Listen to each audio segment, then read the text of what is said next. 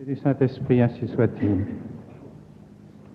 Et bien chers confrères, dans le sacerdoce, bien chers amis, et bien chers frères, nous pouvons aujourd'hui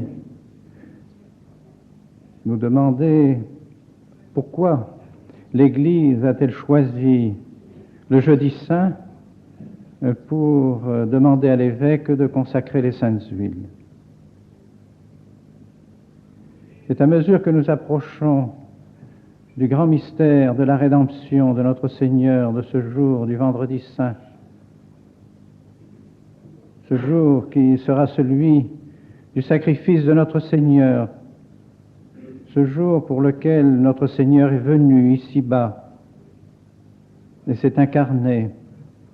À mesure que nous approchons de ce grand mystère, nous approchons aussi du mystère, car c'en est un, du mystère du sacerdoce de notre Seigneur et du sacerdoce de ceux qui participent au sacerdoce de notre Seigneur Jésus-Christ.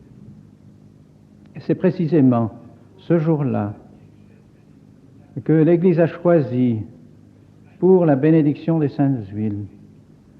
Le jour où notre Seigneur a communiqué son propre sacerdoce, son unique sacerdoce, il l'a communiqué à ses apôtres au moment de la scène. C'est qu'en effet, ce sont les prêtres particulièrement qui sont semblables à notre Seigneur Jésus-Christ et qui par conséquent participeront à cette onction sacerdotale qui fait de notre Seigneur le grand prêtre, le prêtre unique, le grand prêtre. En effet, pourquoi notre Seigneur Jésus-Christ est-il appelé le Christ, loin, celui qui a reçu en premier lieu, et je dirais d'une manière absolument connaturelle, cette onction? Que signifie cette onction pour notre Seigneur? Ce que nous enseigne la théologie est admirable à ce sujet. Notre Seigneur a été fait prêtre au moment où sa divinité a assumé la nature humaine dans le sein de la très sainte Vierge Marie. À l'instant même de l'incarnation, par le fait même que le Verbe, le Fils de Dieu, prenait possession de cette humanité, cette âme et toutes les facultés de notre Seigneur étaient divinisées, étaient ointes de la divinité de notre Seigneur, du Verbe de Dieu. Et c'est pourquoi notre Seigneur Jésus-Christ est loin par excellence. En effet, toute sa nature humaine, son âme, ses facultés, son corps ont été remplis de la divinité du Verbe, de la divinité du Fils de Dieu. Et c'est cette onction qui l'a fait prêtre. Dès l'instant de son incarnation, Jésus était le grand prêtre, le médiateur, le pontife, celui qui faisait l'union entre l'humanité et Dieu lui-même. Et précisément, c'est cela, à cette onction que participent les prêtres. Le sacerdoce que nous avons, que le bon Dieu nous donne, que notre Seigneur Jésus-Christ nous communique, n'est autre que le sacerdoce de notre Seigneur Jésus-Christ. Nous ne sommes pas les grands prêtres, il n'y a qu'un grand prêtre, mais nous sommes prêtres dans la mesure où nous participons à l'onction qu'a reçue notre Seigneur Jésus-Christ. Ainsi, la grâce du sacerdoce est une grâce toute particulière, parce qu'elle fait participer à cette grâce d'union, cette grâce qui a uni la divinité et l'humanité de notre Seigneur Jésus-Christ. C'est pourquoi la grâce sacerdotale qui est reçue par le sacrement de l'ordre met le prêtre à un niveau presque divin. Cette onction que reçoit le prêtre est une onction qui lui donne un caractère et qui le marque pour l'éternité. Il sera désormais uni pour toujours à notre Seigneur Jésus-Christ dans le sacerdoce de notre Seigneur.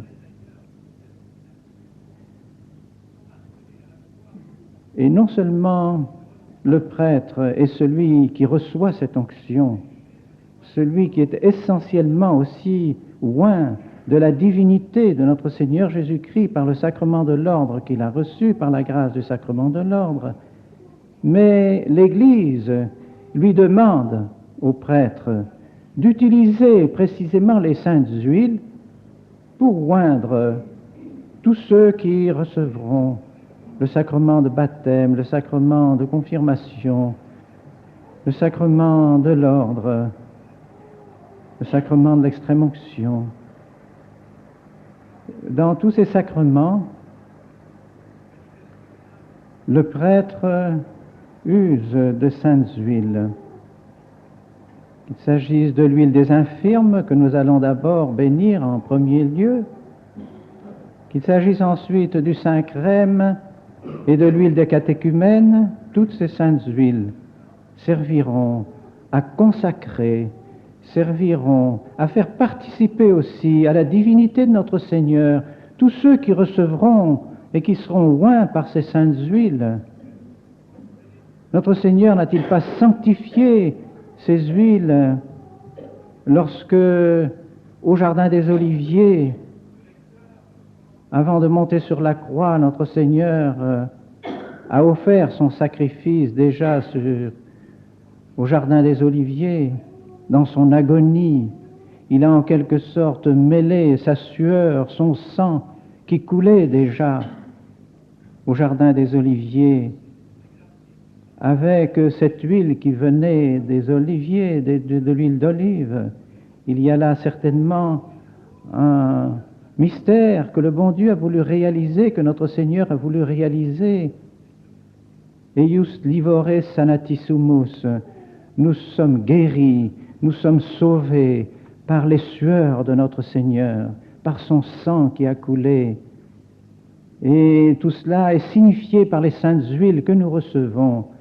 Lorsque l'enfant est baptisé et qu'il reçoit l'huile des catéchumènes, lorsqu'il est béni avec le saint crème, il est vraiment consacré à Dieu.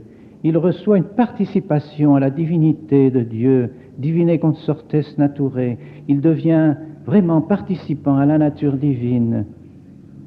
Comme tout ce mystère est beau, comme notre Seigneur a pensé à toutes choses et nous a aidés à mieux comprendre ce qu'est le grand privilège que nous avons de participer à la nature de Dieu.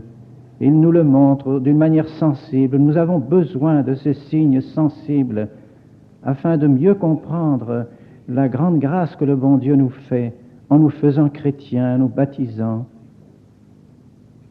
Et puis c'est aussi le confirmé qui recevra le signe de la croix avec le saint crème. Le prêtre, lui, aura les mains consacrées avec l'huile des catéchumènes. L'évêque aura la tête en quelque sorte consacrée par le saint crème qu'il recevra. Et enfin, le mourant recevra, lui, l'huile des infirmes qui le consacrera de nouveau pour le préparer à entrer dans la gloire de Dieu, dans l'éternité.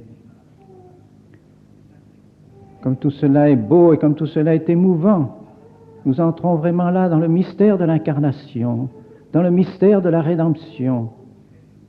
Il faut que pendant ces heures que nous allons vivre aujourd'hui et demain auprès de notre Seigneur, dans sa souffrance, dans sa passion, nous fassions entrer dans ces mystères, que nous les comprenions, que nous estimions à sa juste valeur tout le don que le bon Dieu nous a fait de sa grâce, par son sang, par sa rédemption, par son sacrifice, et la grâce qu'il nous a fait de nous donner des prêtres. des prêtres qui participent vraiment à son sacerdoce, des prêtres qui peuvent nous communiquer sa divinité, non seulement par les saintes huiles, mais en particulier par le saint sacrifice de la messe, en nous donnant la sainte Eucharistie. C'est pourquoi aujourd'hui nous devons toute la journée rendre grâce à Dieu de nous donner des prêtres, de nous avoir donné des prêtres, et qu'il nous en donne beaucoup. C'est le sens de l'oraison de ce matin. Que Dieu fasse en sorte qu'il y ait toujours davantage de peuples consacrés qui se consacrent à lui dans le sacerdoce. Et oui, qu'il y ait toujours davantage de vocations, qu'il y ait davantage de prêtres pour sanctifier l'humanité, pour sanctifier ceux qui désirent être unis à Dieu. Nous demanderons donc en ces jours et aujourd'hui en particulier qu'il y ait beaucoup de prêtres et qu'il y ait beaucoup de saints prêtres.